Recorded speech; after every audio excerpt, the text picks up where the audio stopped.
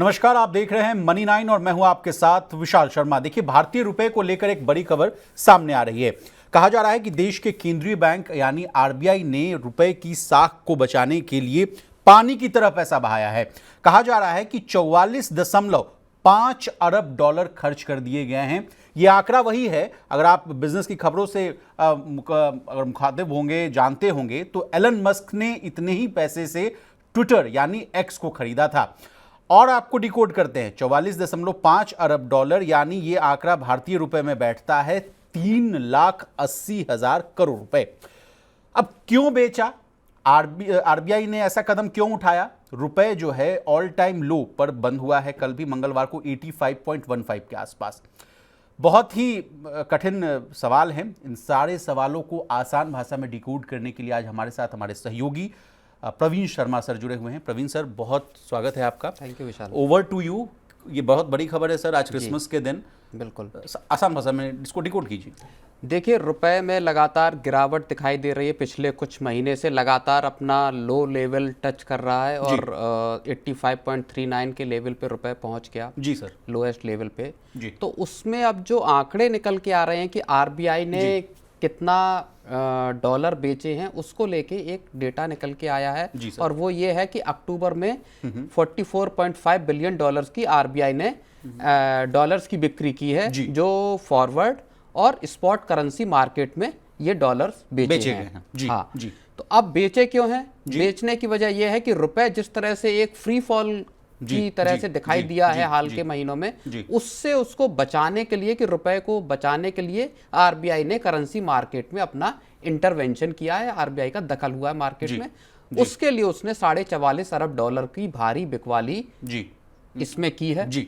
अब इसमें एक और वजह दिखाई देती है, जो रुपए कमजोर हुआ है डॉलर के मुकाबले, वो है भारतीय जो शेयर बाजार हैं, वहां पे एफआईआईज या एफपीआईज की बिकवाली को भारी बिकवाली हुई है। सर, आप कह रहे थे कि फ्री फॉल हुआ है, तो क्या कारण है सर? क्या इसके पीछे डोनाल्ड ट्रंप वाला फैक्टर है, अमेरिका फैक्टर है, या आप इसको और कोई फैक्टर्स में देखिए, ग्लोबल फैक्टर हैं कई सारे। जो हम एफपीआईज की बात कर रहे हैं, वो भी एक फैक्टर है। एफपीआईज ने भारतीय बाजारों से बड़ी बिकवाली की है। 27 सितंबर का जो हाई था सर, पीक बनाया था मार्केट ने, उसके बाद से करीब 11% मार्केट गिरा सर। और अक्टूबर में एफपीआईज ने बाजार से तकरीबन 11 अरब डॉलर की बिकवाली की। ठीक है, लेकिन आरबीआई के दखल की वजह से रुपए इस दौरान केवल 30 पैसे कमजोर हुआ। और ये अक्टूबर के आखिर में रुपए 84.06 के आसपास बंद हुआ। नवंबर में एफपीआई ने बाजार से लगभग 2.5 अरब डॉलर की बिकवाली की। तो जो एफपीआई भारतीय बाजारों से पैसा निकाल रहे हैं, और जो ग्लोबल फैक्टर हैं जिसमें डोनाल्ड ट्रंप की वापसी का भी मामला है, और दूसरे फैक्टर है चाइना का फैक्टर, बेसिकली सितंबर अक्टूबर में एक बड़ा फैक्टर रहा, जिसकी वजह से जो विदेशी इन्वेस्टर्स हैं वो उन्होंने भारतीय बाजार से पैसा निकाला और चीन के बाजार में, एशियन बाजारों में पैसा ले गए। मेनली चीन के बाजार में। चीन के बाजार की अगर हम बात करें, सितंबर में चीन में एफआईआई इनफ्लो 96 बिलियन डॉलर का रहा। भारतीय बाजार से आउटफ्लो रहा, चाइना के बाजार में इनफ्लो रहा। 18 सितंबर से 8 अक्टूबर की अगर हम बात करें, तो चीन का बाजार 20% चढ़ा, क्योंकि चीन में एक स्टिमुलस पैकेज का उन्होंने ऐलान किया। उसके बाद से चीन के मार्केट में तेजी आई। उनको लग रहा है, जो फॉरेन इन्वेस्टर्स हैं, कि चीन का मार्केट अट्रैक्टिव है। यूएस में बॉन्ड यील्ड मजबूत हुई है इसी दौरान, और यूएस में डॉलर इंडेक्स भी मजबूत हुआ है। इसके अलावा ट्रंप की वापसी के साथ ये लग रहा है कि अमेरिका ज्यादा सेफ मार्केट है और अमेरिका में ग्रोथ के ज्यादा मौके हैं। तो ये कुछ फैक्टर ऐसे हैं जिनकी वजह से रुपए को फिर तेज गिरावट का सामना करना पड़ा। जी सर, हमारे व्यूअर्स अगर समझना चाहें कि आरबीआई बाजार में डॉलर बेचकर रुपए को स्थिर करने की जो कोशिश करता है, सर प्रवीण सर, ये पूरा मैकेनिज्म काम कैसे करता है, इसको अगर आसान भाषा में हमारे जो व्यूअर्स अगर समझना चाहें तो उनको आप समझाइए। नहीं, बिल्कुल। देखिए, होता यह है कि जब जब रुपए डाउन होता है, ठीक है, तो आरबीआई रुपए को बचाने की कोशिश करता है, क्योंकि इंडिया का ट्रेड का जो फैक्टर है, उसमें हम इंपोर्ट ज्यादा करते हैं, एक्सपोर्ट कम करते हैं। इससे हमारा ट्रेड डेफिसिट निकलता है। जैसे क्रूड ऑयल हम लोग मंगवाते हैं बाहर से। क्रूड ऑयल है, बाकी की जो चीजें हैं आप जिनको इंपोर्ट करते हैं, गोल्ड का इंपोर्ट एक बड़ा फैक्टर बनता है, जिसमें बिलियंस ऑफ डॉलर्स का जाता है। तो वो जो इंपोर्ट बिल है, वो हमारा एक्सपोर्ट बिल से बड़ा होता है और वो ट्रेड डेफिसिट फिर कहलाता है। सर। तो इसकी वजह से क्या होता है कि रुपए फिर कमजोर होता है, आपको डॉलर देने पड़ते हैं। जब आप क्रूड खरीदते हैं तो आप डॉलर में उसका पेमेंट करते हैं। हालांकि रुपी रूबल ट्रेड की बातें आई, डी डॉलराइजेशन की बात आई, बट हाल में आरबीआई गवर्नर ने भी उससे कहा कि हमारा अभी डी डॉलराइजेशन को लेके कोई प्लान नहीं है। एक ब्रिक्स की मीटिंग हुई थी, उसमें कहा गया कि हम एक ऑल्टरनेटिव करेंसी को इंट्रोड्यूस करेंगे, लेकिन वो भी एक बात ही थी, उसको लेके कोई सीरियस वो नहीं है। यानी डी डॉलराइजेशन का फिलहाल कोई प्लान दुनिया भर में कोई कंट्री अभी चलाने की उसमें नहीं है। तो इस वजह से रुपए को अब आपको बचाना है, ट्रेड करना है, तो रुपए को इतना स्ट्रांग रखना है कि जिससे कि आपका डॉलर का आउटफ्लो ना हो। और हमने ये देखा कि जब रुपए कमजोर हुआ तो और ट्रेड डेफिसिट की वजह से तो हमारा इंडिया का फॉरेक्स रिजर्व भी इस वजह से कमजोर हुआ, क्योंकि $44.5 अरब डॉलर की बिकवाली करनी पड़ी। जी, उस पर भी आएंगे सर, क्योंकि 6 महीने के निचले स्तर के आसपास पहुंच गया है भारत का विदेशी मुद्रा भंडार। जैसा कि सर ने आपको समझाया कि जो भी इम्बैलेंस होता है या कोई भी ट्रेड हम लोग करते हैं तो उसके लिए हमें डॉलर देना पड़ता है। तो भाई हमारे पास डॉलर होगा तभी तो हम दे पाएंगे। सर, विदेशी मुद्रा भंडार, इसको आप आसान भाषा में समझाइए, इसमें क्या क्या होता है? गोल्ड होता है, डॉलर होता है, और ये क्यों सर 6 महीने के निचले स्तर पर चला गया?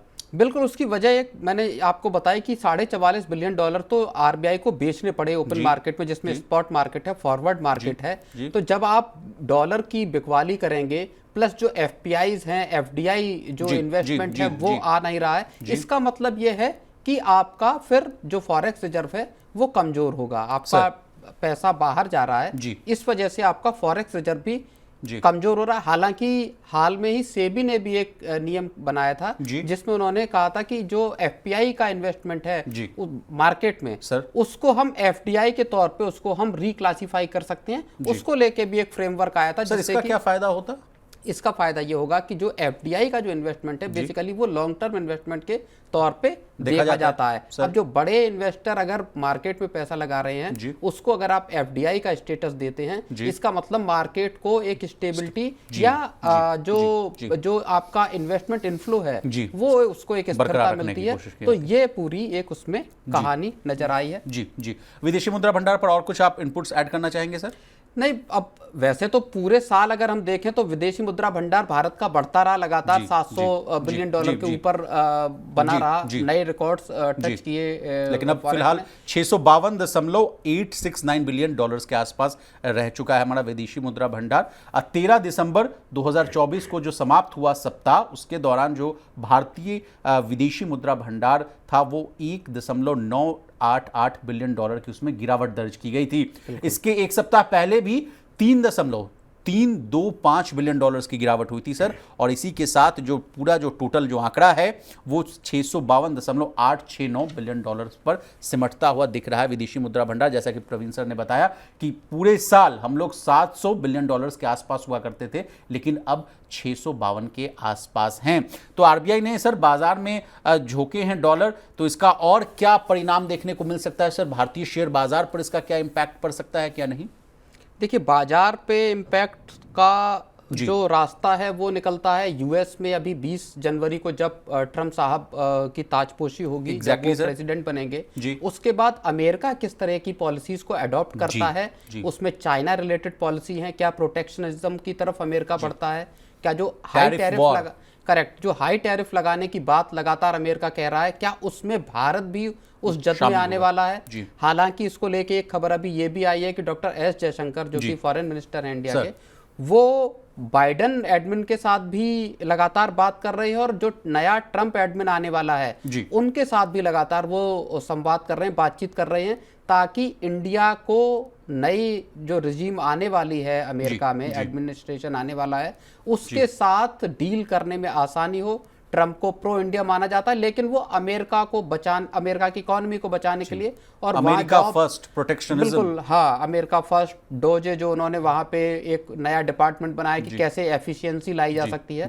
तो हालांकि उसमें सर भारतीय मूल के बहुत लोगों को शामिल किया गया है, लेकिन इंडिया के साथ किस तरह के ट्रेड रिलेशनशिप रहेंगे वो बहुत कुछ डिपेंड करेगा एक बार जब वो प्रेसिडेंट बन जाते हैं किस तरह की अप्रोच करते हैं जी। हालांकि ट्रंप और पीएम नरेंद्र मोदी की भी जो केमिस्ट्री है वो बहुत अच्छी है, लेकिन देखना पड़ेगा कि प्रैक्टिकल तौर पे जब वो आते हैं उसके बाद किस तरह का पॉलिसी फ्रेमवर्क एक वो तैयार करते हैं। इस पे रुपए भी डिपेंड करेगा, इस पे इंडियन मार्केट्स भी डिपेंड करेंगे, और इसी वजह से आप देख रहे हो कि हाल के वक्त में मार्केट में लगातार कॉशनरी एक रुख दिखाई दे रहा है। जी जी, मैं बहुत सारे रिपोर्ट्स भी देख रहा था सर, मॉर्गन स्टैनली की भी रिपोर्ट देख रहा था, और तमाम जो ग्लोबल ब्रोकरेज हाउस की रिपोर्ट है वो भी कह रहे हैं कि अब नए साल में 6 महीने जो हैं, शुरुआती की पहले जो छमाही है उसमें कंसोलिडेशन देखने को मिलेगा।